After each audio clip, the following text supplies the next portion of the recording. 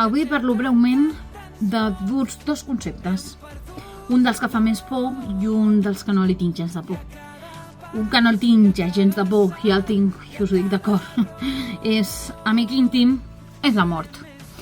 Després d'intentar-ho diverses vegades, tot i que han sigut fallides, creieu-me que la por a la mort ja no saber res. Sé que hi ha gent que creu que hi ha més enllà o tot. Jo no crec en res. En el meu cas crec que me voy a podrir o quemar i ja està.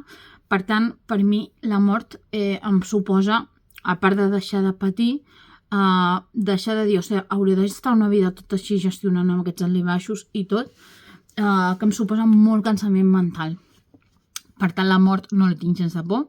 Ha hagut moments que ho he fet coses que m'han inhibit al 100%, al qual he tingut les famoses lagunes, que no recordo absolutament res, i no em preocupa no haver recordat res d'aquelles coses que m'expliquen els altres, perquè tenia tanta pau en aquells moments, que és que em dona absolutament igual.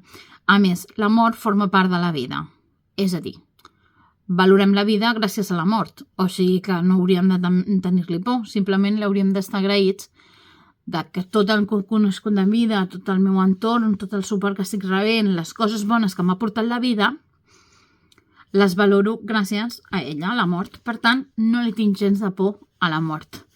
Una de les coses que sí que em fa moltíssima por, he parlat molts cops de la por i de les coses que tinc por, però és el fet de donar-me, encara que no ho he arribat a assumir, que tinc que deconstruir 30 anys de la meva vida. És a dir, m'he forjat amb una personalitat, amb un caràcter, amb unes tendències que, com us ho dic, que el trastorn estava probablement molt abans, però s'han normalitzat certes coses. Quan parles amb famílies més propers, et diran que la Maria, per exemple, era una nena adulta, una jove adulta, és a dir, que sí, podia anar a córrer al parc, però que tenia certa maduresa, certa capacitat resolutiva, i jo m'enfocava la vida d'una manera que ja estava tot sota el control, sota l'angoixa. De fet, l'angoixa la tinc activada, diagnosticada oficial, encara que ja la patia abans, des dels 14 anys. És a dir, em mossego les ungles, tinc molts de nervis. És una cosa que ja va intactar en mi, aquest perfeccionisme, totes aquestes coses que juntament amb ara, que aquesta predisposició que tenia del trastorn límit de personalitat s'ha activat, o que ha anat gestionant provocant-me més el toc, o que m'he anat començant a paranoia cada cop més i tot, ve d'una construcció de fets que han anat passant al llarg de la meva vida i que no tinc que oblidar d'on vinc, esclar, però tinc que construir 30 anys de la meva vida i deixar de manera així molt poètica i exagerada, deixar la Maria que ha estat fins ara a un cantó i començar amb una nova Maria, amb unes eines, sense ansietats, que deixi de ser tan perfeccionista, que no tingui tantes exigències, que no tingui tantes culpabilitats. No sé viure sense aquestes coses perquè m'he carregat, visc amb aquesta motxilla. La motxilla la tinc incrustada a mi, forma part de mi, perquè sóc jo. És a dir, de construir-me i ser una persona nova, entre cometes. I això em fa molta por. Les coses noves sempre em fan por.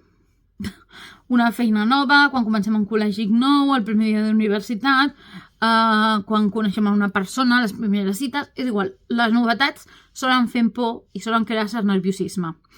Però quan aquesta novetat és modificar o canviar tota, repeteixo, ho dic així de manera molt més exagerada, tota la teva vida i sobretot canviar les bases, perquè aquestes bases, aquesta manera de pensar, d'actuar, és errònia i és la que t'està provocant l'ansietat, les depressions i les coses, no? Que has d'aprendre això, de deixar de donar importància, que em puc equivocar i no passa res, deixar de dependre emocionalment de les persones i saber estimar-les, però amb una certa distància. Tot això és el que em fa més por, el deixar de ser jo, sentir-me que deixo de ser jo. Que en realitat mai deixaré de ser jo, simplement estic millorant, perquè hi ha coses essencials en mi que sempre he sigut, que considero que sóc una persona generosa o que sóc una persona que m'agrada molt orar, o sigui, bona oradora, en el sentit que m'agrada molt parlar, exposar. Jo crec que hi ha coses que no canviaran de mi, de la meva essència, el que és la meva valentia, la meva covardia, que li tinc pànic a les alçades, hi ha coses bàsiques que no canviaran, però sí que tinc que deconstruir 30 anys de la meva vida i fins que no aprengui a crear aquest jo nou,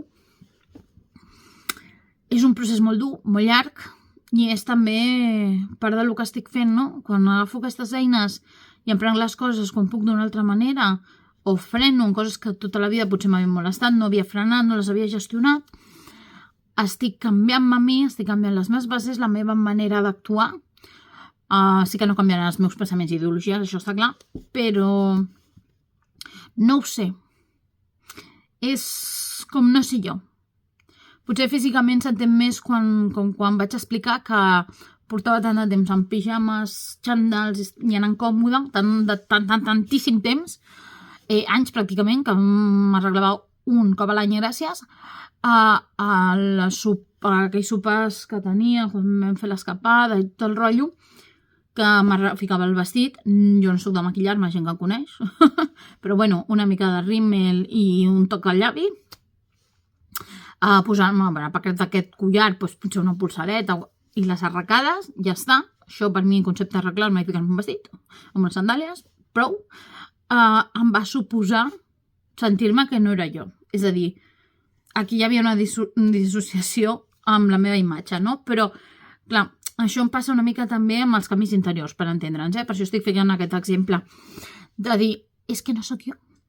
Yo soy la noia del chándal que va cómoda todos los días con sus leggings, su camiseta así ancha de tirantes o a l'hivern ara sudaderes, ja siguin d'aquestes més de llana o el que sigui, amb les seves bambes o botes d'esses planes, i aquesta sóc jo, hasta la que va crocs al centre de dia.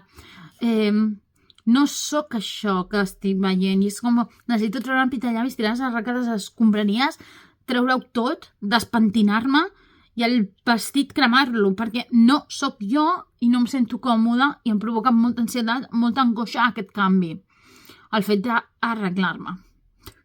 Imagineu, si hi ha un canvi complex, però a simple vista pot ser simple, em costa tant, imagina't dintre meu els canvis, el que em suposen. Sé que s'han de fer, sé que em costarà molt, sé que em negaré molts cops, però és el correcte, és el que tinc que fer si vull mantenir una vida normal. Si no, sempre em quedarà anar al camí fàcil, al que no li tinc por a la mort. Però com mai m'han agradat les coses fàcils i sempre m'han sortit les coses perquè soc molt tossuda i molt perfeccionista, pues sigo en ello. Tenéis suerte del carácter. I res, és les coses que li tinc més i menys por a dia d'avui.